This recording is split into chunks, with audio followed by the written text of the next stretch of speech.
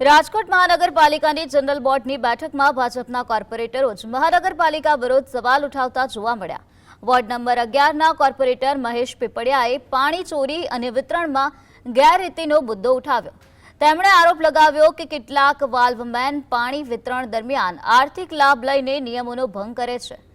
પીપળિયાએ જણાવ્યું કે 3 હાઈરાઇઝ એપાર્ટમેન્ટને પાણી ચોરી બદલ દંડ ફટકારવામાં આવ્યો છે, પરંતુ પૈસા લઈને વાલ્વ ખુલ્લા મૂકતા કર્મચારીઓ વિરુદ્ધ કાર્યવાહી થઈ કે નહીં તેની માહિતી માંગી। અધિકારીઓ પૂરતા પાણી પુરવઠાનો દાવો કરે છે, તેમ છતાં ટેનામેન્ટ અને સામાન્ય સોસાયટીઓમાં લોકોને પર્યાપ્ત પાણી મળતું નથી।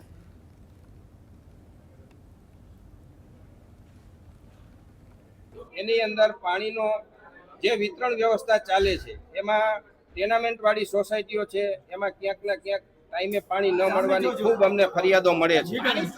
ચોરીની જે વાત છે એની અંદર 11 નંબરની અંદર હમણાં લગભગ 4 સોસાયટીની અંદર તંત્ર દ્વારા નોટિસો આપવામાં આવી છે। સોસાયટી ધારકોને જે નોટિસો આપવામાં આવી છે ને દંડની રકમ જે એની પાસે વસૂલવાની માંગ કરવામાં આવી છે, એમાં જે કોઈ ગેરરીતિમાં ઈ ચેનલની અંદર હોય એની ઉપર સખ્ત કાર્યવાહી